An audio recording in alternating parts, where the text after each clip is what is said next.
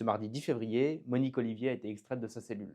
L'ancienne complice du tueur en série Michel Fourniret, aujourd'hui âgé de 76 ans, a quitté la prison de Fleury-Mérogis, escortée par les forces de l'ordre. L'objectif est clair, retrouver un corps, celui de Lydie Loger, disparu depuis plus de 30 ans.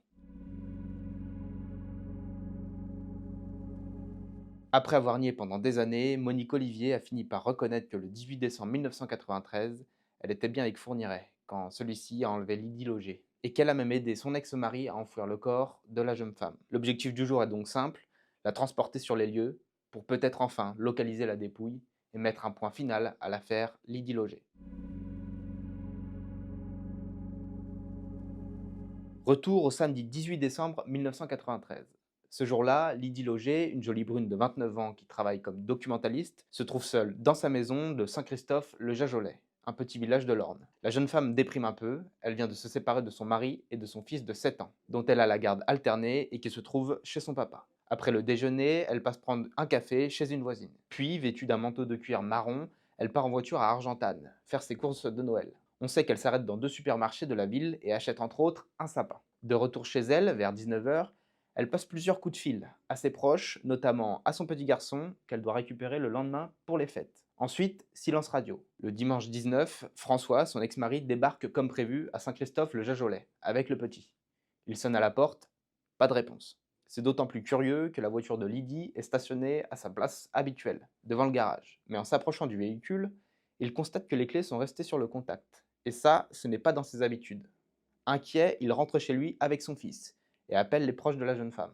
Mais personne ne sait où elle est passée. Le lundi, plusieurs membres de la famille Loger débarquent dans la maison et la fouillent de fond en comble. Apparemment, il n'y a rien de suspect, pas de traces de sang ou de bagarre. Pourtant, certains détails les intriguent. Le sapin qui traîne dans l'entrée, toujours dans son filet, le chauffage resté allumé, et la machine à laver encore pleine de linge. Tout ça, ça sent le départ précipité. Comme si la jeune femme, après avoir déposé le sapin dans l'entrée, était ressortie pour aller chercher quelque chose dans la voiture, et n'était jamais revenue. La police est alertée, problème, Lydie est majeure, elle n'a de compte à rendre à personne et peut s'absenter comme bon lui semble. Quand les flics apprennent qu'elle était dépressive et avait déjà tenté de mettre fin à ses jours, ils en concluent un peu vite à une fugue ou un suicide. On fouille mollement les bois et un étang des environs, sans rien trouver.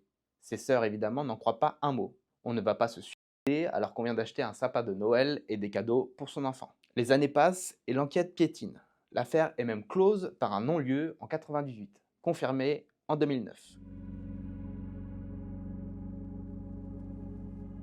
Mais tout bascule en 2018, alors que Fourniret est mise en cause dans deux autres affaires, les meurtres de Johanna Paris et Marie-Angèle Domès. On fait analyser à nouveau des éléments pileux non identifiés retrouvés dans son fourgon. Cette fois, un des poils match avec l'ADN de Lydie Loger. Il s'agit plus exactement d'un ADN mitochondrial par parentèle, c'est-à-dire qui n'appartient pas forcément à la jeune femme, mais en tout cas à un membre de sa famille. Cela suffit à relancer l'enquête. De fait, on peut voir des similitudes entre des circonstances de la disparition de Lydie Loger et la méthode Fourniret. Dans plusieurs autres dossiers, Fourniret avait repéré sa proie sur un parking de supermarché et l'avait suivie jusque chez elle, en attendant le moment propice pour l'enlever. Autre détail troublant, Fourniret connaissait bien le département de l'Orne. Son fils Nicolas, avant de mourir dans un accident de tronçonneuse, y avait habité. D'autre part, il passait dans la région quand il emmenait Monique Olivier voir sa famille en région nantaise. Et lors de son arrestation, il avait reconnu avoir tenté d'y agresser une autre femme, justement en 1993. Enfin, détail troublant, on avait retrouvé en perquisitionnant dans sa cellule un document écrit de sa main, où il faisait mention d'un souterrain et des marnières de Tinchebray. La marne étant un engrais naturel qu'on a longtemps extrait dans les carrières de la région. Or, Tinchebray se trouve à une soixantaine de kilomètres de Saint-Christophe-le-Jajolais.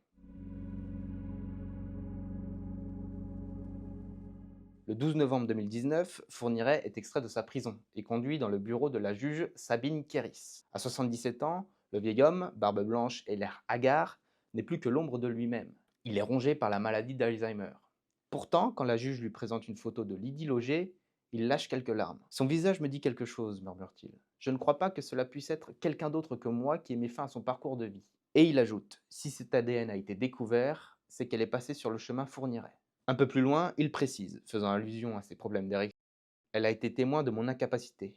Et il mime d'un geste de la main une strangulation avant de conclure, quel connard j'ai été.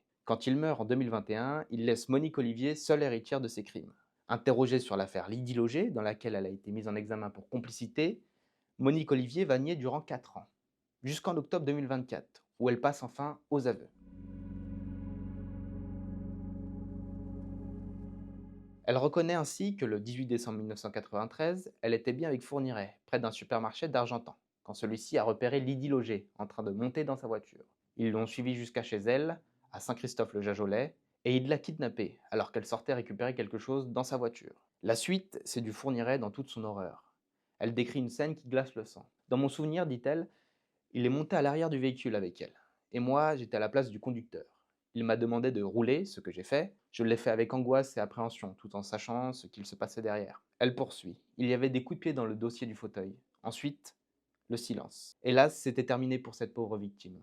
Ensuite, il me demande d'arrêter le véhicule, et il reprend le volant pour se débarrasser du corps. Puis, c'est là qu'elle décrit un lieu très précis, et évoque une paroi rocheuse blanche, avec une faille profonde.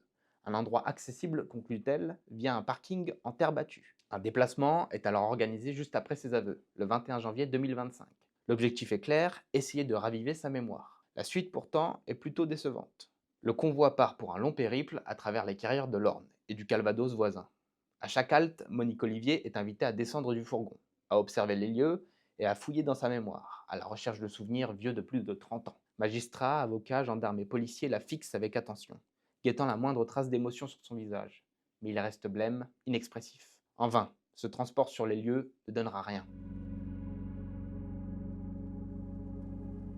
Rebelote pourtant ce mardi 10 février. Ce qui a changé en un an, c'est que la juge d'instruction a réussi à obtenir entre-temps de nouvelles précisions. Des détails soutirés à Monique Olivier, précise France Info. L'ex-compagne du tueur en série est donc arrivée dans l'Orne dans la matinée. Elle devrait y passer 3 jours, avec comme camp de base la gendarmerie d'Argentan.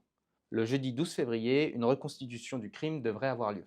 Les rues de la commune de Saint-Christophe-le-Jajolais seront bouclées pour l'occasion. L'enjeu, une fois de plus, est immense, car Monique Olivier est aujourd'hui la dernière détentrice de la vérité.